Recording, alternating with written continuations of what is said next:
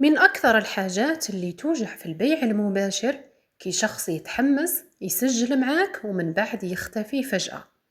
بزاف من الناس مباشرة يظنوا أكيد المشكل فيا أنا، لكن الحقيقة ماشي كل شخص يدخل المجال يكون جاهز نفسيا للالتزام.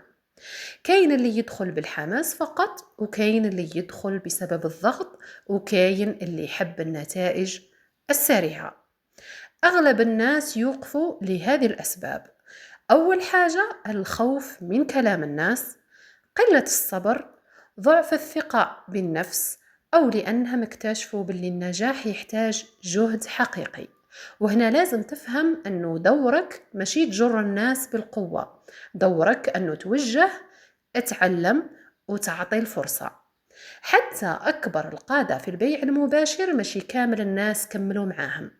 النجاح في هذا المجال يعتمد على أنه تركز على الأشخاص الجادين وتبني فريق عنده رغبة حقيقية للتطور.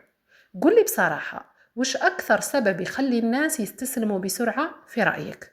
ما تخليش الأشخاص اللي راحوا يوقفوك، ركز على الناس اللي فعلا حابة تنجح.